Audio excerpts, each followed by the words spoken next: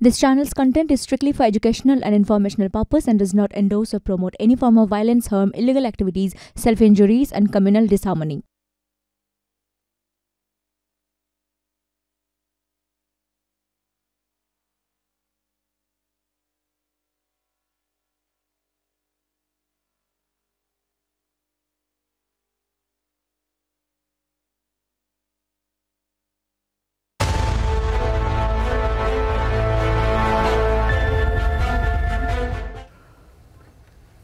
বাংলার 5 নিয়ে আমি সব্যসাচী আপনাদের সঙ্গে। আর আরজিকর কাণ্ডের প্রতিবাদে একাধিক জুনিয়র ডাক্তারদের অভিযান চলছে এবং সেই জায়গায় দাঁড়িয়ে একাধিক জুনিয়র ডাক্তাররা ইতিমধ্যেই লালবাজার অভিযানে গিয়েছে এবং সেই লালবাজার অভিযানে এখনো পর্যন্ত পুলিশের সঙ্গে ধস্তাধস্তি। যদিও তারা দাবি করছেন যে লালবাজারে তাদের প্রতিনিধি দল যাবেন, যদিও পুলিশের তরফ থেকে তাদের কিন্তু বাধা দেওয়া হয়েছে এবং যতক্ষণ না লালবাজারে যেতে দেওয়া হবে তারা অবস্থান বিক্ষোভেই থাকবেন। আমি সরাসরি সেই ছবি একবার দেখাতে বলবো, যেখানে এখনো পর্যন্ত লালবাজার অভিযানে পুলিশ এবং আন্দোলনকারীরা মুখোমুখি এখনো পর্যন্ত গোটা বিষয়টা থমকে রয়েছে।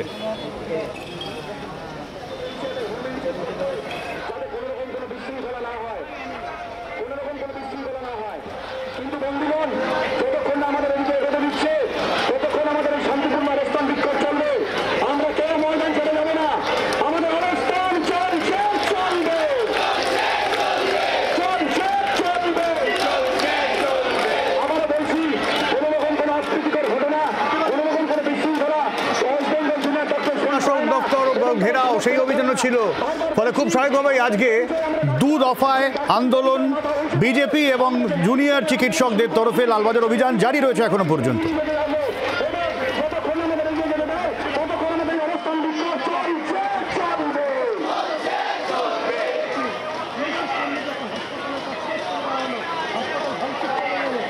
ঠিক কোন জায়গায় এখন লালবাজার অভিযানের একেবারে শেষ আপডেট নিয়ে নেবো। রনয় রয়েছেন আমাদের সঙ্গে। রনয়, দেখো, লালবাজার থেকে 100 মিটার দূরত্বে যেখানে ব্যারিকেড দিয়ে ঘিরে রাখা হয়েছে, একটা বা দুটো নয়, তিনটে ব্যারিকেড অর্থাৎ ত্রিস্তরীয় নিরাপত্তায় মুড়ে ফেলা হয়েছে।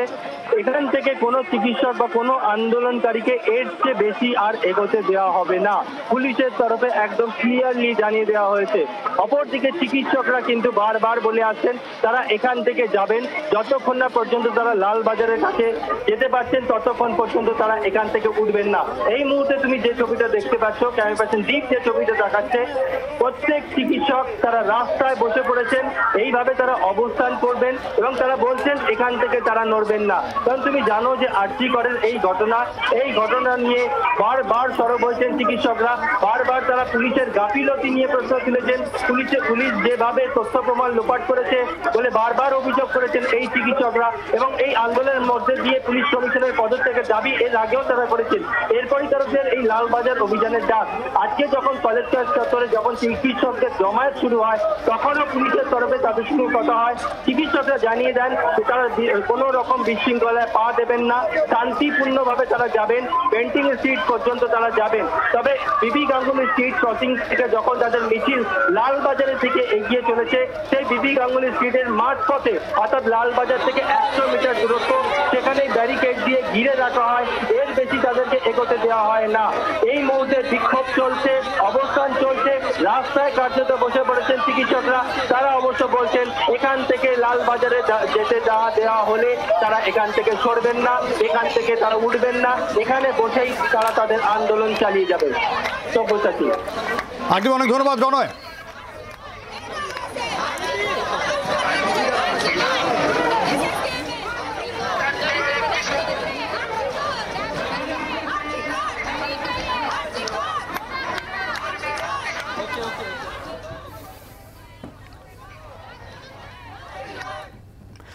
লালবাজার অভিযানে আরও আপডেট দেবো এবং ওখান থেকে কি আপডেট আসে সরাসরি আপনাদের জানাবো, ছবি দেখাতে থাকবো অবশ্যই। আর যে কথা বলার শুরুতেই বাংলায় 5-এ গতকাল দক্ষিণ 24 পরগনার নফরগঞ্জ থেকে ফিরছিলাম, ক্যানিং পেরিয়ে যেতে হয় নফরগঞ্জে।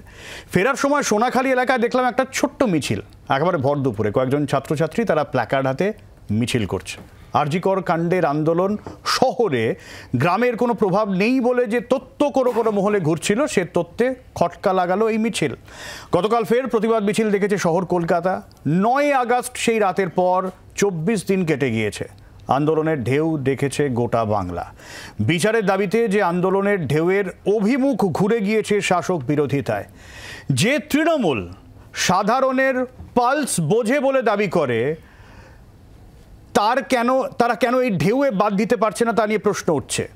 আত্মসমালোচনার কথা বলছেন দলেরই কুণাল ঘোষ, বাস্তিল দুর্গ পতনের প্রসঙ্গ টানছেন দলেরই সুখেন্দু শেখর। কেন বিচারের দাবিতে পথে নামতে হচ্ছে শাসক দলকে?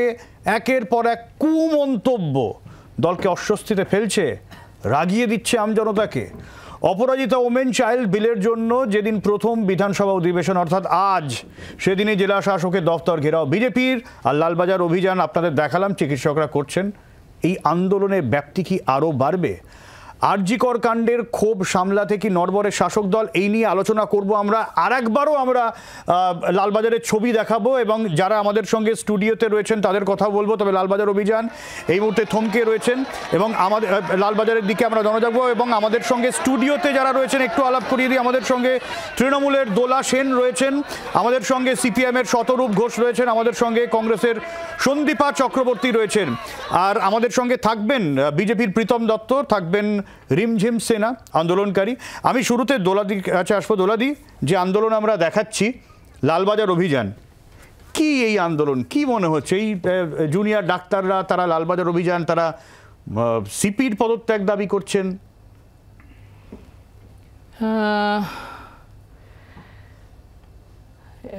আমি এটুকুই বলবো যে দুটো তিনটে কথা বলবো। একটা হচ্ছে যে এটা খুবই দুর্ভাগ্যের যে আমরা সভ্যতার একবিংশ শতাব্দীতে আসার পরেও, এমনকি আমাদের নাকি আর্টিফিশিয়াল ইন্টেলিজেন্সও এসে গেছে, কিন্তু তবুও এখনও আমরা মেয়েদের ওপরে এই বর্বরচিত বিষয় প্রায় প্রত্যেক দিন 85, 90, 91টা এখনও আমাদের দেশে ঘটে চলেছে। এটা অত্যন্ত নিন্দাজনক এবং খুবই নিন্দাজনক যে সেটা আমাদের রাজ্যেও ঘটেছে, আরজি কর হাসপাতালে, এবং সেটা আমরা কন্ডেম করতে চাই। এবং বাংলা চিরকালই এনলাইটেন জায়গা। আপনি স্বাধীনতা সংগ্রাম থেকে নবজাগরণ সবসময় যদি দেখেন, বুঝতে পারছি, কিন্তু সেই এনলাইটেন আপনারা প্রতিবাদ করছেন, আপনারাও বিচার চাইছেন, তারপরে আন্দোলনগুলো তো হচ্ছে। হ্যাঁ, হবেই তো। বাংলা, আমি আবার বলছি, বাংলা চিরকালই এনলাইটেন জায়গা। বাংলাতে খুব স্বাভাবিক যেরকম অন্যায়ের বিরুদ্ধে মানুষ রাস্তায় থাকবেন, ডাক্তাররা প্রতিবাদ করবেন। এবং আপনারা তো শুনেছেন হয়তো প্রথম দিন থেকে আজ পর্যন্ত, বা হয়তো লাস্ট ছাত্র টিএমসিপির কোনো সভায় মুখ্যমন্ত্রী ছিলেন, সেখানেও তিনি বলেছেন যে ছাত্রদের ক্রোধ এবং ক্ষোভ স্বাভাবিক এবং আমি তাদের দাবি এবং আন্দোলন সমর্থন করি। আমার তাদের বিরুদ্ধে কিছু বলার নেই। ফলে আমরা মনে করি মানুষের এবং ডাক্তারদের এই বিষয়ে সোচ্চার হওয়ার অধিকার আছে এবং তারা লড়ছেন। আমরাও এটার প্রতিবাদ করতে চাই। আমরাও পুলিশ কমিশনারের পদত্যাগ দাবি, এই দাবি কতটা ন্যায়সঙ্গত বলে আপনার মনে হচ্ছে? দেখুন, এর মধ্যে ভাই শতরূপ আছেন, কিছু মনে করবেন না। আমাদের বিশ্বাস যে এই যে মানুষের স্বতঃস্ফূর্ত বিচার চাওয়ার আন্দোলন, তার সঙ্গে সিপিএম এবং বিজেপির তরফে এটাকে পলিটিক্যালাইজ করবার একটা প্রচেষ্টা আছে। সেই ছাপ হয়তো কোথাও পড়ে থাকতে পারে। দোলাদি, সিপিএম বা বিজেপি এরা এত পলিটিসাইজ করে দিতে পারছে মানুষকে, এদের এফেক্ট এত বেশি, তৃণমূলের প্রভাব কমে যাচ্ছে? আশা করি আপনারা ভুলে যাবেন না যে মাত্র 2 মাস আগে লোকসভার ভোট হয়েছে এবং সেটা সেন্ট্রাল ফোর্স থেকে, এবং সেন্ট্রাল ফোর্স থেকে যে ভোট হয়েছে তাই নিয়ে সিপিএম বা বিজেপি কখনো আমি শুনিনি কমপ্লেন করতে যে সেন্ট্রাল ফোর্সকেও তৃণমূল কিনে নিয়েছিল, তাদের ভোট সঠিক হয়নি, এমন তো বলতে শুনিনি। তাতে তো 50% ভোট পেয়ে ব্যাপকভাবে জয়ই এসেছে। ফলে আশা করি মানুষের সাপোর্ট কমে যাচ্ছে, এটা প্রশ্ন নেই। সবাই এটার বিচার চাই, তৃণমূলও চায়, ডাক্তাররাও চান, মানুষও চান। দোলাদির বক্তব্য, যেটা আমি যদি মিস ইন্টারপ্রেট করে থাকি তাহলে বলবেন দোলাদি, যে ভোট রয়েছে, ভোট ব্যাংক অক্ষুণ্ণ রয়েছে তৃণমূলের, সেই জায়গায় দাঁড়িয়ে এই প্রতিবাদ মিছিল কোথাও গিয়ে আপনারা পলিটিসাইজ করছেন। না, আমি আমার মনে হয় একটু মিস ইন্টারপ্রিটেশনই হলো। কিরকম? এখনকার পরিপ্রেক্ষিতে ভোট ব্যাংক অক্ষুণ্ণ আছে এ কথা আমি বলিনি।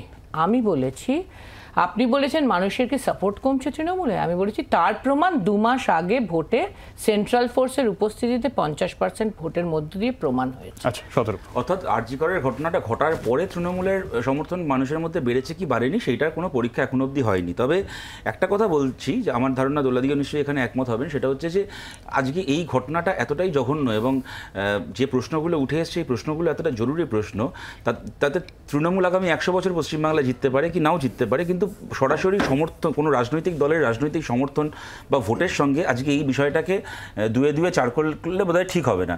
দোলাদির একটা কথা আমার ভালো লাগলো, মানে উনি আমাদের পলিটিসাইজ করার প্রসঙ্গটা আছে, উনি ওনার রাজনৈতিক অবস্থান থেকে বলবেন, কিন্তু সেটা বাদ দিয়ে উনি সাধারণভাবে যে স্পিরিট থেকে এই আন্দোলনগুলোকে বা এই প্রশ্নগুলোকে উনি সমর্থন করলেন বা একটা সদর্থক ভূমিকা দেখলাম। সত্যি আমি আন্তরিকভাবে বলছি ওনার এই স্পিরিটটা আমার খুব ভালো লাগলো। কিন্তু দুর্ভাগ্যজনক হলেও এটা সত্যি যে দোলাদির দলেরও যে নেতাদের গত 20 দিন ধরে আমরা বিভিন্ন কথা শুনে যাচ্ছি, তাদের মধ্যেও যদি দোলাদির মতো এই স্পিরিটটাকে আমরা দেখতাম, তাহলে বোধহয় সরাসরি আজকে মানুষের মধ্যে যে প্রশ্নটা উঠছে যে শাসক তোমার কিসের ভয়, ধর্ষক তোমার কে হয়, হয়তো এই প্রশ্নটা উঠতো না।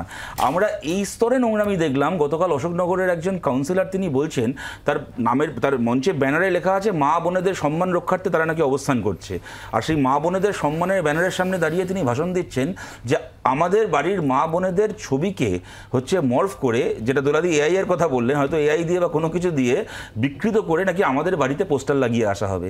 এইটা হচ্ছে মা বোনেদের প্রতি তাদের সম্মানের নমুনা। উদয়ন গুহ মানে বলছেন যে এরপরে যারা রাত দখলের লড়াইতে নামবে যে মহিলারা, তাদেরকে যখন বাড়িতে তাদের বর মারবে আমাকে কেউ বাঁচানোর জন্য ডাকবেন না। আমি বলছি এই স্তরে যে এরা নেমে যাচ্ছেন, তাতে আমরা দেখুন আজকে এই যে ডাক্তারবাবুরা প্রশ্নটা লালবাজারে যাচ্ছেন, বিনীত গোয়েলের পদত্যাগ চাইছেন, সত্যি কি তাদের পদত্যাগ চাওয়ার দাবিটা একদম অন্যায়? কদিন আগে লালবাজার লোককে ডেকে প্রশ্ন করছে যে তারা কেন, যিনি ভিকটিম এখানে তার নাম প্রকাশ করেছে।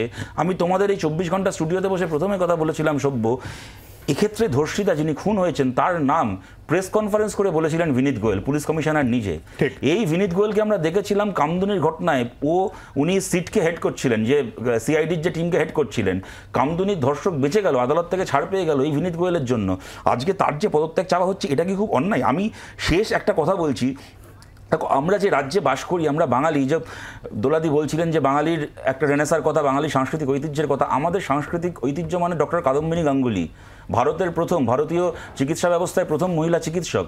ডক্টর কাদম্বিনী গাঙ্গুলি রাজ্যে বসে আজকে ওনাদের কলকাকলি ঘোষদস্তিদার বলছেন যে ডাক্তাররা নাকি, মহিলা ডাক্তাররা মহিলা হয়েছেন কোলে বসে পরীক্ষা দিয়ে। এটা উনি ক্ষমাও চেয়েছেন। না, নিশ্চয়ই চেয়েছেন, কিন্তু কোন ধরনের মানসিকতা থেকে এই কথাগুলো আসে? ক্ষমা ভাই সভ্য, ক্ষমা উনি প্রথমেই চাননি। উনি এইটা বলার পরে যখন আরও 2-3জন ডাক্তারবাবু এটার বিরুদ্ধে কথা বলেছিলেন, নিজের ছেলেকে দিয়ে তাদের বিরুদ্ধে মানহানির মোকদ্দমার হুমকি দিয়েছিলেন, তারপরে যখন আইএমএ থেকে, এই আইএমএ না, খুব সম্ভবত সাইকিয়াট্রিক সোসাইটি থেকে বা কোনো একটা সাইকিয়াট্রিক যারা ফিজিশিয়ান তাদের সংগঠনের পক্ষ থেকে ওনাকে কন্ডেম করা হলো এবং ওনার অ্যাপোলজি চাওয়া হলো এবং উনি বুঝলেন যে বিষয়টা অন্যদিকে চলে যাচ্ছে, তখন উনি ক্ষমা চাইলেন। কিন্তু মানসিকতাগুলো তো আমরা বুঝতে পারছি, এই মানসিকতা আমরা কেন দেখব? আমি শতরূপের প্রসঙ্গ ধরেই ওই তৃণমূল কাউন্সিলর যার অশোকনগরের প্রাক্তন কাউন্সিলর, তার বক্তব্য একবার শোনাবো, কি বলেছিলেন তিনি। আচ্ছা, এটা আমি আসবো, আমি আসবো। শোনানোটা কি ঠিক হবে? কারণ তাকেও তো দল সাসপেন্ড করেছে। প্রশাসনিক কোনো ব্যবস্থা হয়েছে কি? পুলিশ কোনো পদক্ষেপ নিয়েছে? না, আপনারা সাসপেন্ড করেছেন। উদয়ন গুহ, কাঞ্চন মল্লিক, আমি আসবো, প্রত্যেকটা বক্তব্য শোনান। খুব ভালো।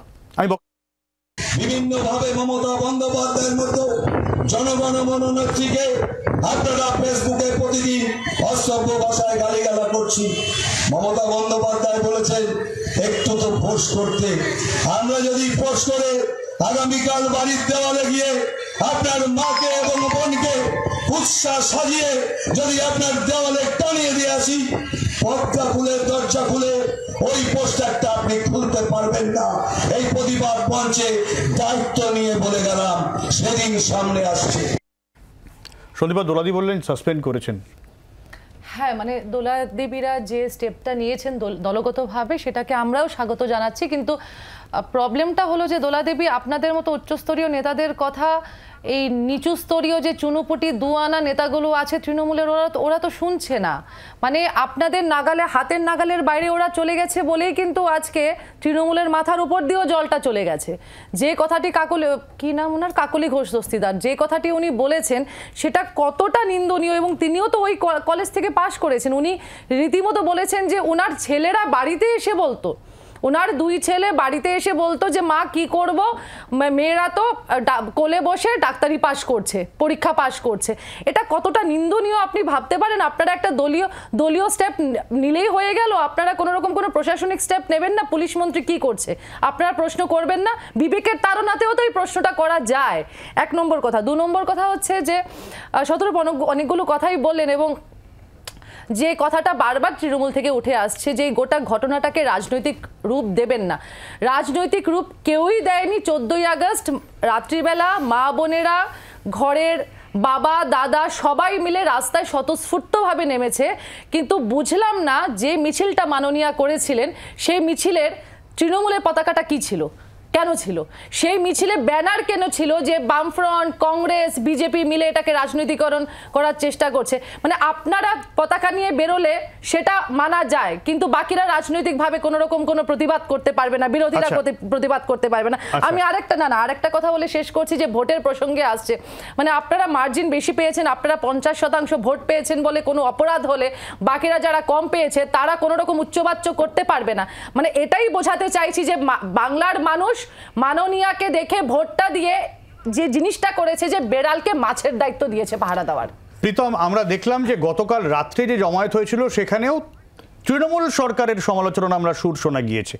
আরজি করের বিচারের পাশাপাশি সরকারের সমালোচনা, এই জায়গা থেকে এই যে সরকারের সমালোচনা, মুখ্যমন্ত্রীর পদত্যাগ দাবি, দোলাদিরা বলছেন যে কোথাও গিয়ে এটা পলিটিক্যালি এটাকে ইমপ্ল্যান্ট করা হচ্ছে গোটা বিষয়টা, এবং তার জন্য বাম এবং বিজেপি অনেকাংশেই দায়ী। আসলে দোলাদির মনে হয় একটু ভুলে টুলে গেছেন।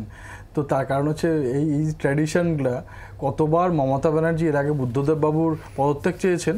কয়েকদিন আগে একটা বহুল প্রচলিত টিভি চ্যানেলের ওটা ভাইরাল হয়েছে, তো ওনারা দেখিয়েছিলেন। তার কারণ হচ্ছে সেই মানে যত ঘটনা ঘটেছে তার জন্য কতবার চেয়েছিলেন সেটা মমতা ব্যানার্জির কথা আছে। যাই হোক, তো আজকে পলিটিসাইজ করার ব্যাপারটা না, পলিটিক্যাল পার্টিতে পলিটিসাইজ কার কথা বলছে?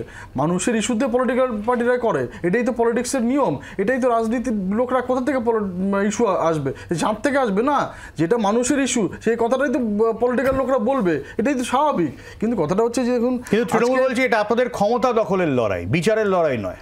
না, সেদিনকে মমতা ব্যানার্জিও প্রত্যেক কথায় বুদ্ধদেব ভট্টাচার্য তার আগে জ্যোতি বসুর রেজিগনেশন চাইতেন। তা আমরা ওই একদম আমরা যেটা বলেছি যে health minister Mamata Banerjee, police মন্ত্রী মমতা ব্যানার্জি, আর মুখ্যমন্ত্রী মমতা ব্যানার্জি, সেম কথাটা মমতা ব্যানার্জির আর্কাইভে আছে, বহুল প্রচলিত চ্যানেলে বলেছেন। সেই কথাগুলো উনি আজকে দলের দিকে আমরা পাঠিয়ে দেবো, ওই এআই না, একদম তখন এআইটিআই এত হয়নি, তো সেগুলো দেখে নেবেন যে ওনার মুখ্যমন্ত্রী তখন মুখ্যমন্ত্রী হননি, তখন বিরোধী দলের নেত্রী হিসাবে উনি কীভাবে বলেছেন, উনি কীভাবে একটার পর একটা লাশ নিয়ে কলকাতাকে পুরো স্তব্ধ করে দিয়েছিলেন। হয়েছে, কিন্তু আমরা যেই ঘটনাটা আজকে আরজি করে ঘটেছে, ঘটনাটা সরকারি জায়গা, তার মন্ত্রী মমতা ব্যানার্জি, ঘটনাটা যে আজকে পুরো পুলিশের যে মুখটা পড়ে গেছে তারও মন্ত্রী মমতা ব্যানার্জি, এই পুরো ব্যবস্থার যে আসল তিনি হচ্ছে মমতা ব্যানার্জি। তো স্বাভাবিকভাবে আজকে রাজনৈতিক দল থেকে শুরু করে প্রত্যেকটা সাধারণ মানুষ সবাই বলছে যে মমতা ব্যানার্জি আপনি কি করলেন।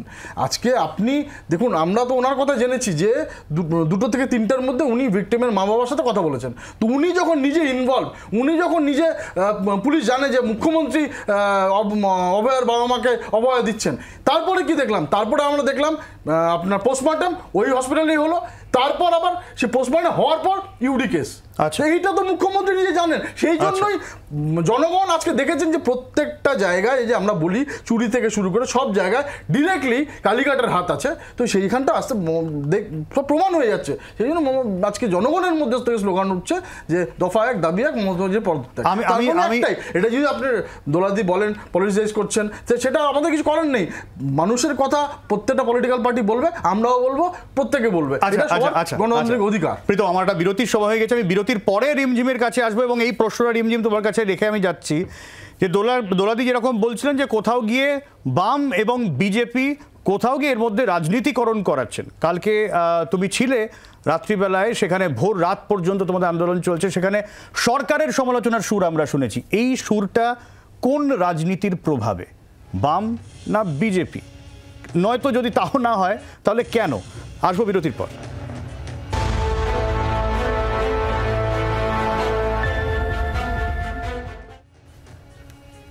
রিমঝিম যে আন্দোলন 14 তারিখ শুরু হয়েছিল, যে আন্দোলনে আরজি করের বিচারের দাবি উঠেছিল, সেই দাবি এখনো পর্যন্ত রয়েছে, কিন্তু তার সঙ্গে শাসক দলের সমালোচনার সুরও কেন গতকাল রাতের আন্দোলনে ছিল? যেটা বলার সেটা হচ্ছে যে 14 তারিখ থেকেই যখনই সাধারণ মানুষ এই আন্দোলনে নেমেছেন তখন থেকেই তারা এই বিষয়টা পরিষ্কারভাবে জানাচ্ছেন যে তারা তাদের দাবি নিয়ে রাস্তায় নামছেন, কারণ তারা বাকি যে দলগুলি সংসদীয় রাজনীতিতে পার্টিসিপেট করেছে তাদের উপর থেকে ভরসা হারিয়ে ফেলেছেন। অদ্ভুতভাবে প্রত্যেকটি রাজনৈতিক পার্টি তারপর থেকেই এটা প্রমাণ করতে ব্যস্ত যে এইটা তাদের আন্দোলন। এবার যারা সরকারে রয়েছেন তারা এটা বলতে, কিন্তু রিমঝিম এটা খুব বিপজ্জনক নয়? মানে তোমরা তৃণমূলের ওপর ভরসা রাখতে পারছো না, সিপিএম এর ওপর ভরসা রাখতে পারছো না, বিজেপি কংগ্রেস কারোর উপরই ভরসা রাখতে পারছো না? ভরসা রাখা খুব মুশকিল, কারণ যদি এরকম মন্তব্য শুনতে হয় যে মেয়েরা আগে কোলে বসে পরীক্ষা দিত, বা যদি সরকারি অনুদান নেওয়ার ক্ষেত্রে উল্টো স্ট্যান্ড নেয় কোনো পুজো কমিটি, সেখানে তাকে বলা হচ্ছে যে সরকারি বোনাস তাহলে নেবে কিনা, বা কোনো ধরনের বেতন নেবে কিনা, বা পুরস্কার নেবে কিনা, এবং কিছু জায়গায় বলা হচ্ছে যে রামবামের আয়োজিত বিষয়ে তার জন্য যদি কেউ যায় তাহলে তার উপরে স্টেপ নেওয়া হবে। এই ধরনের বিষয়গুলি যদি বারবার বলা হয় তাহলে সাধারণ মানুষের জন্য নিশ্চয়ই বিশ্বাস করা সম্ভব নয়। এবং বিজেপি এবং সিপিএম এর কথা তো আগেও বলেছি, এখানেও বলেছি, অন্য জায়গাতেও বলেছি যে তাদের কালেও মহিলা হিসেবে কোনোদিন সুরক্ষিত ফিল করিনি। বহু মহিলা যাদের সাথে কথা হচ্ছে তারাও একই কথা বলছেন যে তারাও সুরক্ষিত ফিল করেননি। আমরা বহু ঘটনার কথা জানি, আমরা অনিতা দেওয়ানের কথা জানি, আমরা কাথুয়ার কথা জানি, আরও বহু এরকম ঘটনা রয়েছে যেটি মিডিয়ার সামনে এসছিল। সেগুলি বারবার বলে তো আর বিষয়গুলোকে এক্সপ্লেন করার খুব দরকার নেই, কারণ যারা জিনিসটা বলার চেষ্টা করছেন এবং বারে বারে এটি নিজের রাজনৈতিক উদ্যোগ হিসেবে বলার চেষ্টা করছেন, তারা একটু নিজের দিকে তাকালে ভালো হয়। রিমঝিম, গতকাল যে 11 দফা দাবি তোমরা সামনে এনেছিলে, কি এক্সপেক্ট করছো কারা সেটা ইমপ্লিমেন্ট করবে? কোন একটা রাজনৈতিক দল যারা শাসন ক্ষমতায় তারাই তো করবে। দায়িত্বপ্রাপ্ত যারা রয়েছেন তারা সরকারি আধিকারিক, তারা শুধুমাত্র রাজনৈতিক দলের অংশ সেটা তো নয়। তারা ওখানে গেছেন, তারা ওখানে দায়িত্ব সামলেছেন। কালকে আমাদের যে দাবির যে দফাগুলি রয়েছে সেইগুলি পাঠানো হয়েছে 4টি ডিপার্টমেন্টে, সেখান থেকে এখনো কোনো ইমেল আমরা পাইনি। তো সেই জায়গা থেকে বোঝাই যাচ্ছে যে আসলে দাবির দিকে তারা কতটা কথা বলতে চাইছেন। এবং 14 তারিখ থেকেই আমরা জাস্টিস দুভাবে চাইছি। একটি হচ্ছে আরজি করের ঘটনার জন্য তো বটেই, কিন্তু আমাদের স্ট্রাকচারাল ডিমান্ড 14 তারিখ থেকেই সবার সামনে রয়েছে, সেটি নিয়ে কোনো উচ্চবাচ্যই আমরা এখনো অবধি শুনতে পাচ্ছি না। তাই খুব ভরসা করা মুশকিল যে আসলে এই দাবিগুলি নিয়ে কতটা চিন্তিত। হ্যাঁ, সদর বল। আমি ওনার কথা প্রশ্ন জমা হয়ে আছে, আমি দোলাদি, আমি আমার একটা বিরতির পর আমি আপনার কাছেই আসবো, আমার দুটো কথা। এক হচ্ছে আমি ওনার কথা শুনলাম, ওনার একটা বক্তব্যের সাথে আমি অবশ্যই একমত, যেটা বামফ্রন্ট সরকারের সময়ও পশ্চিমবাংলা ধর্ষণমুক্ত রাজ্য ছিল না, বা একজন মহিলার এই একটা পুরুষতান্ত্রিক ব্যবস্থায় থাকার যে ইনসিকিউরিটি, সেই ইনসিকিউরিটি যে বামফ্রন্ট সরকারের সময় ছিল না এমন নয়, এটা ঠিকই। তবে যেহেতু উনি অনিতা দেওয়ানের নামটা বললেন, তাই আমি জাস্ট ওনাকে মনে করিয়ে দিই, অনিতা দেওয়ানের ওই ঘটনার পরে কোনো সরকারের কোনো মন্ত্রী, কোনো পুলিশ অফিসার তার বাড়িতে ফোন করে বলেনি আপনার মেয়ে সুইসাইড করেছে। প্রমাণ লোপাটের কোনো অভিযোগ ওঠেনি, যা এক্ষেত্রে হয়েছে। এবং অনিতা দেওয়ানের ক্ষেত্রে প্রত্যেকজন অপরাধী গ্রেপ্তার হয়েছে, তাদের ট্রায়াল হয়েছে, এবং তারা আজকে পর্যন্ত তারা জেলে পড়ছে। তবে এই আমি আপনাকে অত্যন্ত বিনয়ের সঙ্গে বলছি, আপনি কোথায় দেখলেন? আমি বিজেপির কথা কি অন্য কোনো দলের কথা বলতে পারবো না, কিন্তু বামপন্থীরা আন্দোলনটাকে আমাদের আন্দোলন হিসেবে দেখানোর চেষ্টা করছে। কোথায় আপনি দেখলেন জানি না, বরং আপনার বিরুদ্ধে এই অভিযোগ আপনার সহকর্মীরাই করেছে। 14 তারিখ রাত্রিবেলা রাত দখলের আন্দোলনের পরে আপনি যখন একটা ভিডিও পোস্ট করে বলেন যে আপনি মুখ্যমন্ত্রীর সঙ্গে এবার আন্দোলনকারীদের পক্ষ থেকে বসতে চান, তখন ওই আন্দোলনকারীদের পক্ষ থেকেই জানিয়ে দেওয়া হয় যে উনি এটা যেটা বলেছেন এটা ওনার ব্যক্তিগত মতামত, আমাদের এটা। কিন্তু যদি কেউ বসতে চায় মুখ্যমন্ত্রীর সাথে, কোনো অসুবিধা নেই, অ্যাবসলিউটলি কোনো অসুবিধা নেই। কিন্তু আমি বলছি রাজ্যের মুখ্যমন্ত্রীর সাথে বসবো, আলোচনা করবো। Missing my point. এই প্রশ্নটা যারা ওনার কমরেডদেরকে জিজ্ঞেস করে, ওনার সহকর্মীদেরকে জিজ্ঞেস করে, আমি বলছি না, ওনার সহকর্মীরাই তখন বলেন যে তোমার কি আপত্তি আছে এই প্রস্তাবে? আমার কিছুতেই কোনো আপত্তি নেই। উনি মুখ্যমন্ত্রীর সাথে বসলে আমার কেন আপত্তি থাকতে যাবে? আমি এই না, শুধু উনি বলে নয়, আমি যদি আন্দোলনকারী যদি মুখ্যমন্ত্রী বসতে কোনো আপত্তি নেই। অবভিয়াসলি যাওয়াটা খুব এবার কি আমি আমার কথাটা বলতে পারি?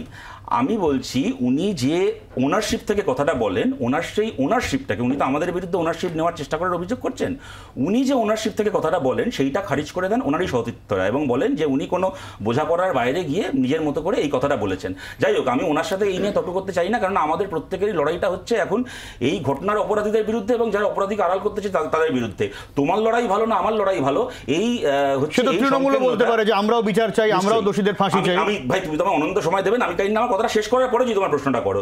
তাই তোমার প্রতিবাদ ভালো না আমার প্রতিবাদ ভালো, তুমি বেশি প্রতিবাদী না আমি বেশি প্রতিবাদী, এই প্রতিযোগিতা আমরা করতে চাই না। আমি দোলাদির কাছে একটা প্রশ্ন করতে চাই, যেহেতু দোলাদি একজন ট্রেড ইউনিয়ন নেত্রী, একজন মহিলা ট্রেড ইউনিয়ন নেত্রী, দোলাদি এই গোটা ঘটনার পরে এবং 14 তারিখ মহিলারা যে রাত দখলের আন্দোলনের ডাক দেন, তাদের মূল যে বক্তব্যটা ছিল যে রাত্রিবেলা ডিগনিটির সঙ্গে কাজ করার, রাস্তাঘাটে চলাফেরা করার অধিকার আমাদের সবার আছে, সেখানে যেন কোনো বিপন্নতা না থাকে। তারপরে আপনাদের সরকারের পক্ষ থেকে সার্কুলার ইস্যু করা হয় যেখানে বলা হয় যে মহিলাদেরকে রাত্রিবেলা কম কাজ দেওয়া হবে, তাদেরকে বাড়িতে রাখা হবে। মানে আজ বাদে কাল এরকম হতেই পারে, এরপরে হয়তো ধর্ষক আপনাদের সরকারের সার্কুলার দেখিয়ে বলে দেবে যে সরকার বলেছিল মেয়েদেরকে রাত্রিবেলা বাড়ি থাকতে, মেয়েটা রাত্রিবেলা বাড়ির বাইরে কি করছিল। একজন মহিলা ট্রেড ইউনিয়ন নেত্রী হিসেবে এই যে সরকারি সার্কুলার যে মেয়েরা রাত্রিবেলা বাড়িতে থাকুক, তাদেরকে কোনো রকম কোনো কাজের নিয়োগ করা যাবে না, আপনি কি একজন ট্রেড ইউনিয়ন নেত্রী হিসেবে এটাকে সমর্থন করেন? আমি আসবো, আমি দোলাদির উত্তর নেব, একটা ছোট্ট বিরতির পর ফিরে আসছি, সঙ্গে থাকুন।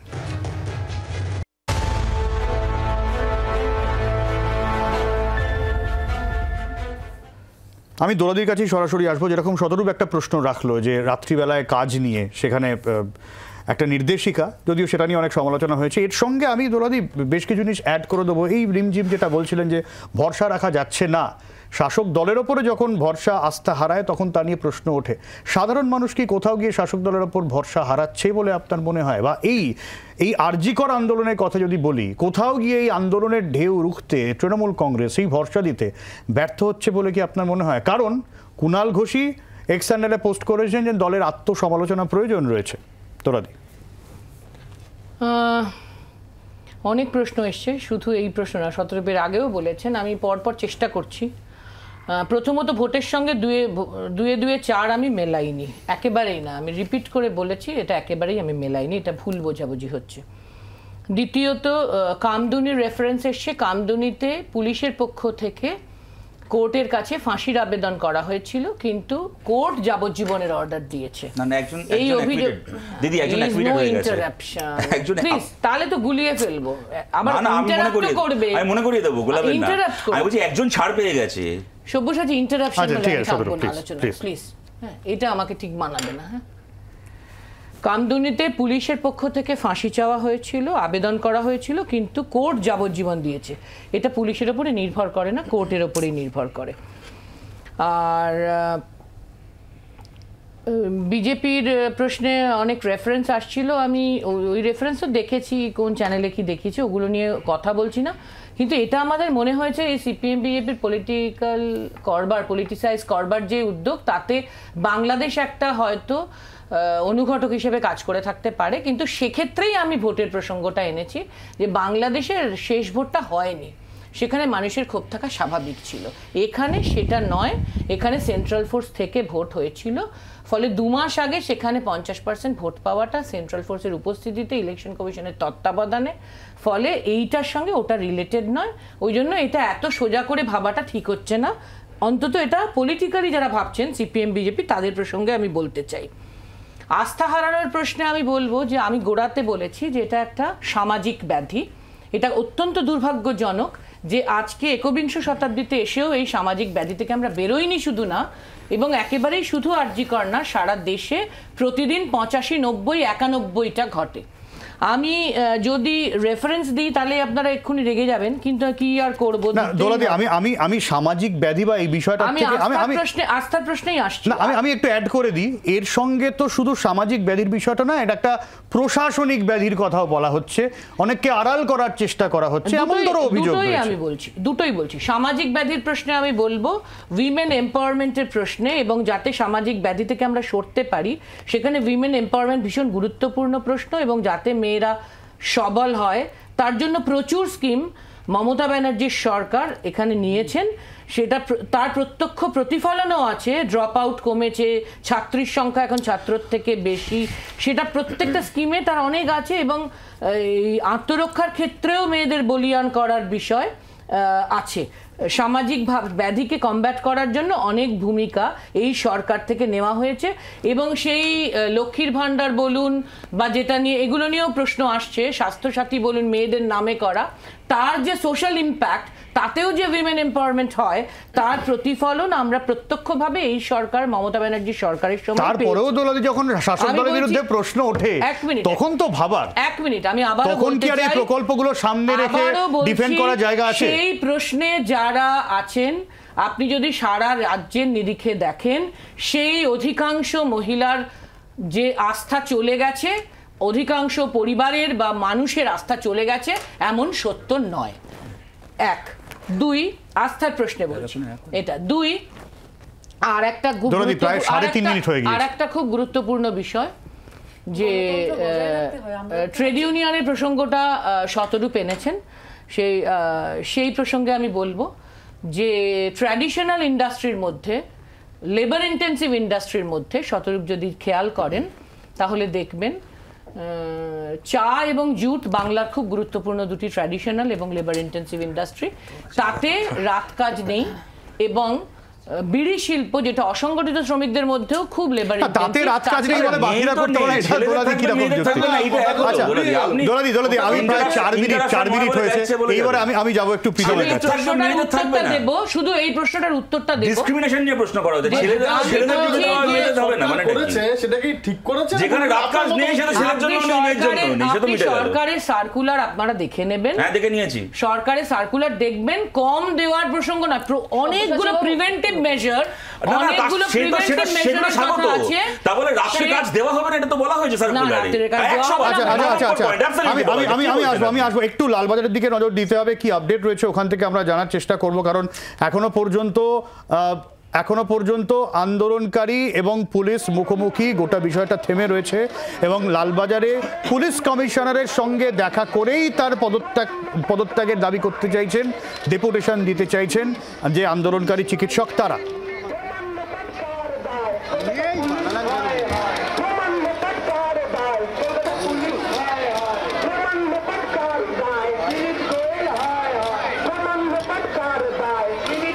আমি আমাদের প্রতিনিধির সাথে যোগাযোগ করার চেষ্টা করছি, তার আগে আমি খুব সংক্ষেপে প্রীতম।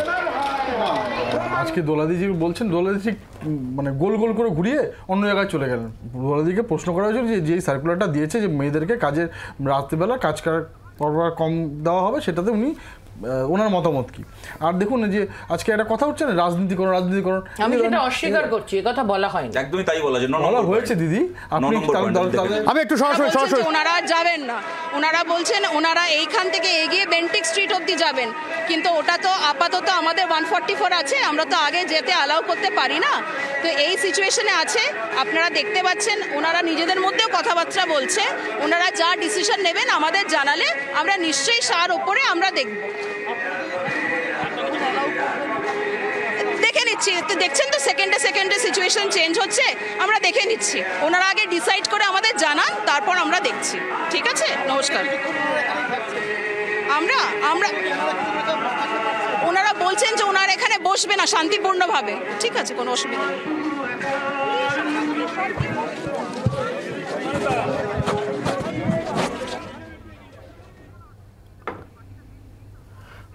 শান্তিপূর্ণ প্রতিবাদ হবে এমনটাই দাবি করা হচ্ছে পুলিশের তরফ থেকে, যদিও আন্দোলনকারী চিকিৎসক বা আন্দোলনকারীরা বলছেন তারা পুলিশ কমিশনারের সাথে দেখা করতে যাবেন। কি পরিস্থিতি, একটু অর্ক রয়েছেন আমাদের প্রতিনিধি, অর্কর কাছ থেকে আপডেট নিয়ে। অর্ক,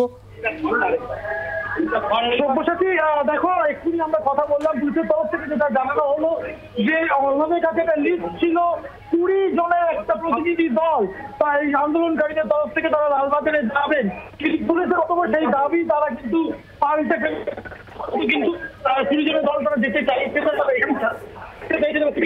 কথা বলছেন, কিন্তু সেটা এই মুহূর্তে কিন্তু পুলিশের তরফ থেকে এরকম কোনো সম্ভাবনা আছে বলে জানানো হয়নি। অত্যন্ত শান্তিপূর্ণভাবে বসে আছেন, সেই বসাটা অ্যালাউ করা হবে এমনটাই জানানো হচ্ছে পুলিশের তরফ থেকে। ফের একবার কিন্তু পুলিশের তরফ থেকে আবার একটা প্রতিক্রিয়া আসছে। আচ্ছা, ফলে এখনো পর্যন্ত অবস্থান চলছে এবং আন্দোলনকারীরা বলছেন যতক্ষণ না পর্যন্ত পুলিশ কমিশনারের সঙ্গে তাদের দেখা করতে না দেওয়া হবে এরকমভাবে অবস্থান চলবে।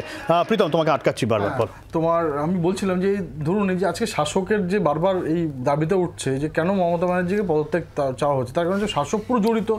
প্রমাণ লোপার থেকে আজকে তুমি দেখো না, সেখানে তো কোনো রাজনৈতিক পতাকা নেই, সেখানেও স্লোগান উঠছে যে শাসক তুমি প্রমাণ লোপাট করেছো এবং তার জন্য পদক্ষেপ নিতে হবে। দেখুন আজকে সুপ্রিম কোর্টের গাইডলাইন আছে যে ভিকটিমের নাম বলা যায় না। প্রথম কে বললেন যে আমাদের এই রাজ্যের মুখ্যমন্ত্রী, উনি একটা চ্যানেলে বলে দিলেন নামটা। সেম তারপর কি বললেন, এই বিনীত গোয়েল নামটা বলে দিলেন। তো সন্দীপ ঘোষ তো বলেইছেন, উনি তো মানে ছেড়ে বহুবার বলেছেন। কি ব্যবস্থা নিয়েছে? কোনো ব্যবস্থা নিয়েছে এই কলকাতা পুলিশ? আরে ইন্দিরা মুখার্জি, এই একটু আগে আপনার চ্যানেলে দেখান, ডাহা মিথ্যাবাদী একজন ভদ্রমহিলা কয়েকদিন আগে যার মানে একটি মেয়ে মারা গেছে তাকে মিথ্যা প্রমাণিত করছেন বারবার, এবং সেটা কোনো একটা চ্যানেল সেটা পুরো দেখিয়ে দিচ্ছে যে কে কে ছিল, কি ছিল না ছিল। উনি বলছেন কর্ডন করা ছিল, প্রথম বলেন 40 ফুট। यहाँ आने के बाद कुछ और बोला है, तो हर घड़ी जो है आप लोग देख रहे हैं सिचुएशन चेंज हो रहा है। हम देखते हैं आगे क्या हो पाता है। किया जा रहा था, आपकी तरफ से प्रपोजल भी दिया गया कि अगर कुछ लोग जाना चाहते हैं तो उनको अलाउ किया भी जाएगा, लेकिन वो कह रहे हैं कि नहीं, सभी को अलाउ किया जाएगा। देखिए काफी तादाद में जो है लोग आए हैं, तो पहले उन्होंने 20 लोगों का नाम दिया था। ऐसा हो ही सकता है कि कुछ और लोग जो हैं उस दल में आना चाहते हैं, उसमें कोई दिक्कत नहीं है। हमने बोला कि आप जो है नाम हमें दे दीजिए, लेकिन अभी तक वो नाम का लिस्ट हमारे पास आया नहीं है। तो मुझे लगता है वो लोग खुद में बात कर रहे हैं। हम लोग देखते हैं कि इसके आगे क्या हो पाता है। না, এখন নতুন করে আর কিছু জানার নেই। ওনারা বলছেন হয় সিটিকে আসতে হবে, না হলে ওনাদের সবাইকে যেতে দিতে হবে। দেখুন সকাল থেকে তো অনেকবারই অনেক রকম আমরা শুনলাম যে ওনারা কতটা আসবেন, কারা ভেতরে যাবেন, 144 ভায়োলেট হবে না। দেখুন এটা তো আমরা যারা আপনারা কলকাতা পুলিশ কভার করছেন আপনারা জানেন যে এটাই হচ্ছে কি আমাদের মেন পয়েন্ট। যত লালবাজার অভিযান আজ পর্যন্ত হয়েছে সবাই কিন্তু এখানে এসেই কিন্তু হল্ট করে, এবং যদি কারোর কোনো প্রতিনিধি দল লালবাজারে যেতে চান সেটা আমরা সব সময় কিন্তু ওনাদেরকে ফেসিলিটেট করি। তো আপাতত এই সিচুয়েশনে আছে, ওনারা কথা বলছেন, ওনাদের যদি কোনো বক্তব্য থাকে আমরা সবাই এখানে আছি, ওনারা এসে আমাদের বলতে পারেন, আমরা নিশ্চয়ই ডিসিশন নেব। দেখুন তৎপরতার তো কোনো ব্যাপার না। আপনি দেখুন পুরনো যে কটা লালবাজার অভিযান হয়েছে সেগুলোতে যেরকম অ্যারেঞ্জমেন্ট ছিল এবারও সেম অ্যারেঞ্জমেন্ট আছে।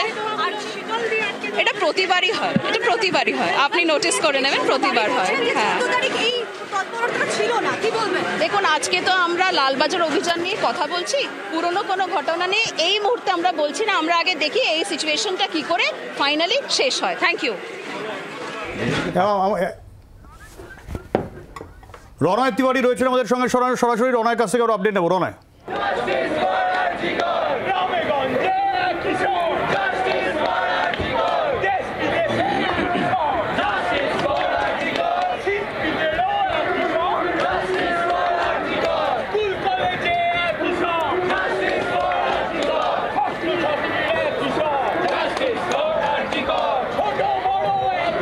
সব্যসাচী লালবাজার থেকে 100 মিটার দূরত্বে যেখানে ব্যারিকেড দিয়ে ঘিরে রাখা হয়েছে পুলিশের তরফে বারবার বলা হচ্ছে এর বেশি এখান থেকে যেতে দেওয়া হবে না চিকিৎসকদের। তবে চিকিৎসকরা বারবার বলছেন তারা লালবাজারের কাছে যাবেন, সেখানেই তারা অবস্থান বিক্ষোভ করবেন এবং সেখান থেকে তাদের 5 জন প্রতিনিধি দল যাবে। কিন্তু এই মুহূর্তে তারা জানিয়ে দিয়েছেন এখান থেকে তাদের কোনো প্রতিনিধি দল যাবে না।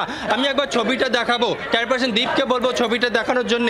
তুমি দেখতে পাচ্ছ রাস্তায় বসে পড়েছেন চিকিৎসকরা, রাস্তায় বসে পড়েই তাদের আন্দোলন চলছে এবং তাদের যখন কলেজ স্ট্রিট চত্বর থেকে আজকে তাদের যখন এই মিছিল শুরু হয় তখন আগে ভাগেই চিকিৎসকদের সঙ্গে পুলিশের কথা হয়। পুলিশের তরফে পুলিশকে তারা জানায় তারা শান্তিপূর্ণভাবে এগিয়ে যাবেন, বিবি গাঙ্গুলি স্ট্রিট ধরে তারা যাবেন, বেন্টিং স্ট্রিটের কাছাকাছি পর্যন্ত তারা যাবেন। কিন্তু যখন কলেজ স্ট্রিট চত্বর থেকে মিছিল বেরিয়ে মহাত্মা গান্ধী রোড ধরে এই মিছিল যখন বিবি গাঙ্গুলি স্ট্রিট অর্থাৎ এই এই রাস্তা ধরে যখন লালবাজারের কাছে এগোতে শুরু করে তখনই কিন্তু লালবাজার থেকে 100 মিটার ঠিক 100 মিটার দূরত্বে সেখানে কিন্তু ব্যারিকেড দিয়ে ঘিরে রাখা হয়। কারণ পুলিশের তরফে বারবার বলা হয় লালবাজার চত্বর সবসময় 144 দ্বারা, যেটা আগে সিআরপিসি ছিল, এখন তার মানে এখনো পর্যন্ত আন্দোলনকারীরা তাদের অবস্থানে অনড়, পুলিশ তাদের দাবিতে, তাই তো? 163 ধারা যেহেতু সেখানে থাকে তাই সেখানে 5 জনের বেশি। আমি রনার কাছে পরে আবার আসবো। সন্দীপা, খুব সংক্ষেপে, আমার একটা বিরতির সময় গিয়েছে। ব্যাপারটা হচ্ছে যে দোলা দেবী যে কথাগুলো বললেন এই মুহূর্তে, যে পেঁয়াজ কাটা নাটের মতো গোল গোল গোল গোল ঘুরে, আচ্ছা ইন্দিরা দেবীর কথা শুনে মনে হচ্ছে উনি ভবিষ্যতের ভারতী ঘোষ, মোট কথা। দ্বিতীয় কথা, 3 নম্বর কথা হচ্ছে সামাজিক ব্যাধি নিয়ে যেটা কথা বলছেন, আমরাও মানছি ধর্ষণের মতন কাজ, এই কাজগুলো, খুনের মতো কাজ সামাজিক ব্যাধি, কিন্তু সেই সামাজিক ব্যাধি যদি রাজনৈতিক প্রশ্রয় পায়, আশ্রয় পায়, সেটাকে কোন ব্যাধি বলবো? আপনারা সামাজিক ব্যাধি বলে এড়িয়ে যেতে পারবেন না, কেননা 123 খানা fast track court, special court আপনাদের জন্য, এই রাজ্যের জন্য অ্যালোকেটেড হয়েছিল। সেখান থেকে 2023 জুন অবধি কোনো কিছু হয়নি। তারপর আপনাদের টনক নড়ল যখন একটা রিভাইজ অ্যালোকেশন এলো 17টা, সেখান থেকে আজ অবধি মাত্র 6 খানা হয়েছে, 11 খানা এখনও হয়নি।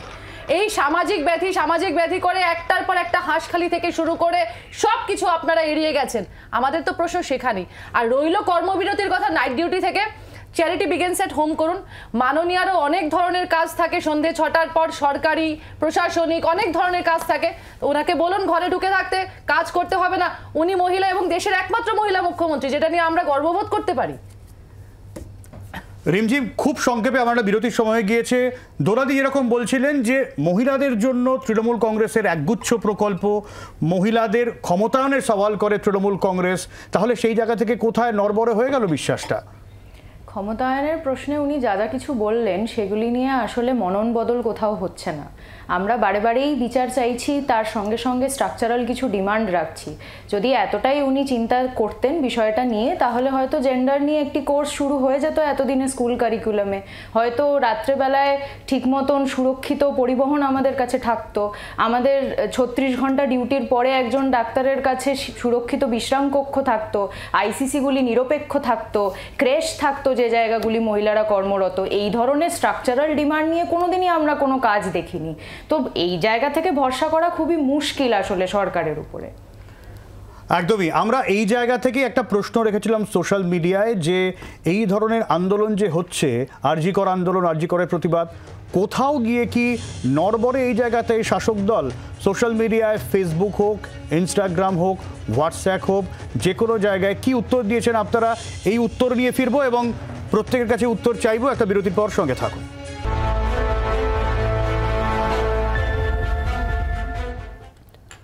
আরজি কর কাণ্ডের ক্ষোভ সামলাতে কি নড়বড়ে শাসক দল, এই প্রশ্ন ছিল। যেরকম বলছিলাম, সোশ্যাল মিডিয়ায় বেশিরভাগ মানুষই উত্তর দিয়েছেন হ্যাঁ, শাসক দলের কোথাও গিয়ে তালমেল থাকছে না। এবং একের পর এক শাসক দলের নেতাদের বিভিন্ন রকম মন্তব্য, সেটাও সামনে এসেছে। আমি সেই স্ট্যাটিস্টিক্স দেখানোর সঙ্গে সঙ্গে সবাই কাছেই একই প্রশ্নের উত্তর দেব। 1 মিনিট করে সময়। দোলাদি, প্রথম কথা, আমি দুটো কথাই শুধু বলবো। একটা হচ্ছে যে শাসক দলের অনেক রেফারেন্স আপনারা দিচ্ছেন, সেটার কোনো মূল্য নেই, তার কারণ কেউ তার জন্য ক্ষমা চেয়েছেন, কেউ কাউকে সাসপেন্ড করা হয়েছে। আমি শুধু মমতা বন্দ্যোপাধ্যায় যা বলেছেন সেটাকেই রেফার করতে চাই, বারবার রেফার করব, যে তিনি বলেছেন যে এই আন্দোলনকারী সাধারণ মানুষ এবং ডাক্তারদের দাবি এবং কাজকে, আন্দোলনকে আমি সমর্থন করি, ফলে এটাই আমাদের স্ট্যান্ড। 2, তাছাড়া যা যা প্রসঙ্গ আসছে, আমি তাতে একটাই কথা বলবো, যেহেতু আপনারা টাইম নেই আপনাদের হাতে, সেটা হচ্ছে যে ধর্ষণ এবং খুনের বিষয়েও, ভিকটিমের উপর যে অত্যাচার, সেই বিষয়েও সিবিআই তদন্ত করছে হাইকোর্টের নির্দেশে, এবং সুপ্রিম কোর্টও সুমোটো ওটা তত্ত্বাবধান করছেন। এবং যেটা সিট গঠন হয়েছিল এই দুর্নীতির প্রশ্নে, স্ট্রাকচারাল অমুক তমুক অনেক কিছুর প্রশ্নে, সেটাও সিবিআই তদন্ত করছেন হাইকোর্টের নির্দেশে, এবং সেটাও সুপ্রিম কোর্ট তত্ত্বাবধান করছেন। আমার বক্তব্য যে এই ক্ষেত্রে যা হবে এটা তো সিবিআই কে বলতে হবে। সিবিআই এর প্রথমত হাইকোর্টের বলা 21 দিন শেষ হয়ে এলো, কালকে 21 দিন শেষ হয়ে যাচ্ছে, তাদের কাছেই আমাদের দাবি চাওয়া উচিত যে তদন্ত শেষ করো, ফাস্ট ট্র্যাক কোর্টে বিচার দাও। আর সিবিআই এখনো পর্যন্ত কোথাও আমি বলতে শুনিনি, না হাইকোর্ট সুপ্রিম কোর্টকে, যে রাজ্য সরকার এটা গোপন করেছে, তথ্য গোপন করেছে, পুলিশ ভুল করেছে, বরং পুলিশই একজন মাত্রকে ধরেছে, সেটা পুলিশই ধরেছে 12 ঘন্টা। ঠিক আছে সন্দীপ। আচ্ছা না আমি বলতে চাইছি যে মমতা ব্যানার্জি তো ফোঁস করতেও বলেছেন, মমতা ব্যানার্জি তো জুনিয়র ডক্টরদেরকে হুমকি দিয়েছেন, মানে চোরকে বলছে চুরি করো, গৃহস্থকে বলছে সজাগ থাকো, এরকম ডাবল স্ট্যান্ডার্ড কেন? না, মমতা ব্যানার্জি জুনিয়র ডাক্তারদের হুমকি দেননি। আপনার মাঝখানে কথা বলিনি, আপনি জুনিয়র ডাক্তারদের হুমকি দেননি। আমরা সবাই বাচ্চা, আপনি গুরুজন, সেই সম্মানটা কিন্তু রেখেছি। জুনিয়র ডাক্তারদের উনি হুমকি দেন না না ঠিক আছে, উনি ভালোবেসে কথা বলছেন, এবং কেন বারবার সিবিআই করছে, কতটা কনফিডেন্স হতে পারলে বারবার সিবিআই এর দিকে ঠেলে দিচ্ছে, কেননা সিবিআই এতগুলো বছর ধরে সারদা নারদা শিক্ষা চুরি বালি কয়লা কিচ্ছু করে দেখাতে পারেনি, কোনো আউটকাম নেই, একটা এথিক্স কমিটির মিটিং নেই, থেকে থেকে তৃণমূলীদের বাঁচিয়ে দিয়ে গেছে এই বিজেপি, এই জন্যই তাদের এত কনফিডেন্স সিবিআই এর উপর। আচ্ছা প্রীতম, আমরা তো সিবিআই চাইনি, সিবিআই তো কোর্ট বলেছে। প্রথম কথা হচ্ছে যে মাননীয় মমতা ব্যানার্জি কি বলেছেন, সিবিআই বলেছে তোমার আজকে আলটিমেটলি ইন্ডিজোট আর কি, যাই হোক তো সেটাতে যাচ্ছি না, আজকে টপিকে আসছি যে মমতা ব্যানার্জি খুব মহিলাদের প্রতি খুব মানে তো আমরা দেখেছি যে সে পার্কস্ট্রিট কাণ্ড থেকে যে কি করে একটা এরকম কাণ্ড ঘটে যাওয়ার পর কি করে ভিকটিমদের উনি কুৎসিত মন্তব্য করেছেন, সেটা পার্কস্ট্রিট থেকে শুরু হয়েছিল হাসখালি অবধি, কেউ প্রেগনেন্ট, কারো নিজেদের কোনো পারিশ্রমিক নিয়ে গন্ডগোল চলছিল, সে পার্কশিট দিয়ে শুরু হয়েছিল। তাদের যেটা তদন্ত করতে দেওয়া হয়েছিল যারা অনেস্ট অফিসার, তাদেরকে তার প্রতি, তিনিও একজন মহিলা ছিলেন, তার প্রতি কি ব্যবহার এই সরকার করেছিল সেটাও আমরা দেখেছি। সুতরাং মমতা ব্যানার্জি ক্ষমতায়ন চান, যেভাবে পলিটিক্স করতে চান, কিন্তু আজকে মহিলাদের প্রতি যদি সত্যি উনি সদয় হতেন, দোলাদি বললেন উনি যেই আজকে রিমঝিম চাইছেন যে কিছু একটা স্ট্রাকচারের কথা বলছেন যেগুলো ওয়ার্ক কালচারে বা ওয়ার্ক জায়গায় করতে হবে, সেটা না বললে উনি সিবিআইতে চলে গেন। সিবিআই দেখুন আজকে হাইকোর্টের নির্দেশে চলছে, সুপ্রিম কোর্টে 5 তারিখে বন্ধ কামে কি দেবে না দেবে আমরাও তো অপেক্ষায় আছি। জাস্ট তিনটে স্পেসিফিক্যালি কথা বলছি। প্রথম কথা হচ্ছে দোলাদি বলেন সিবিআই কে বলতে শুনি রাজ্য সরকার কিছু লুকিয়েছে, আমরা হাইকোর্টে এই সুপ্রিম কোর্টের জাস্টিসকে বলতে শুনেছি। আমার 30 বছরের জীবনে এই ভূমিকা দেখিনি পুলিশের, যা ক্ষেত্রে দেখলাম। 2 নম্বর কথা দোলাদিকে জাস্ট জানিয়ে দিই, আপনি আগেরবার বলার সময় বলেছিলেন যে পশ্চিমবাংলায় ছাত্রীদের সংখ্যা ছাত্রদের থেকে এখন বেশি, এইটা আজকে বলে নয়, বামফ্রন্ট সরকারের সময় থেকেই লাস্ট 3 বছর মাধ্যমিক উচ্চ মাধ্যমিকে ছাত্রীদের সংখ্যা বেশি ছিল ছাত্রদের থেকে। এবং আমার শেষ কথা, 4টে নাম বলছি দোলাদি, ভালো করে মাথায় ঢুকিয়ে নিন। আমিন, আমিনুর, ইমানুল, ভোলানাথ, এই 4 জন কামদুনির কেসে কোর্ট থেকে মুক্ত হয়েছে। জাজ বলেছেন, ডিভিশন বেঞ্চ বলেছেন, পুলিশ এদের সিআইডি এদের বিরুদ্ধে প্রমাণ দেয়নি আমাদেরকে, তাই আমরা মুক্ত করতে বাধ্য হচ্ছি। আর আমার শেষ কথা, আন্দোলনের ওনারশিপ নিয়ে কথা হচ্ছে। 9 তারিখ রাত্রিবেলা গাড়িটাকে আটকে ছিল মীনাক্ষী মুখার্জি, ডিওয়াইএফআই ছেলেমেয়েরা, কিন্তু 14 তারিখ যখন রিমঝিম সিনহারা ডাক দিয়েছিলেন রাত দখলের, আমরা বলতে যাইনি মীনাক্ষী গাড়ি আটকে ছিল, রাত দখলের ডাক কেন রিমঝিম সিনহারা দেবেন। আমরা গর্বিত রিমঝিম যে ভূমিকা নিয়েছেন তার জন্য, আমরা ওনাকে স্যালিউট করছি ওনাদের এই লড়াইয়ের জন্য। এইটাই আমার বক্তব্য। কোন লড়াই সত্যি সত্যি আমরা জয় পাবো যখন সবাই একসঙ্গে লড়বে। এখানে এটা আমার লড়াই না তোর লড়াই, এইটা করা মানে সেই লড়াইকে দুর্বল করা। আমার বিশ্বাস কেউ সেটা করবেন না। যে কারণে মীনাক্ষী মুখার্জি গাড়ি আটকেছেন এবং রিমঝিম সিনহা 14 তারিখে লড়াই করেছেন, দুটো মিলিয়ে আজকে আমরা এই জায়গায় দাঁড়িয়ে আছি। আমাদের জিএস রিমঝিম সিনহা হ্যাঁ থ্যাংক ইউ, তোমরা খুব ভালো করেছো। সবাই করেছে। প্রীতম, রিমঝিম সিনহাকে একটা কথা বলার মানে কথা বলতে চাইছি যে প্রতিবাদের মধ্যে যে বিভাজনটা সেটাই কিন্তু তৃণমূল চাইছে, এই ঠিক নাগপুরিয়া স্টাইলে। একদমই নয়, একদমই নয়, এটা আমি একেবারেই বলছি না। আমি আবার বলছি, বারবার মমতা বন্দ্যোপাধ্যায় বলেছেন যে আন্দোলনকারী ছাত্র এবং সাধারণ মানুষ যে আন্দোলন করছে,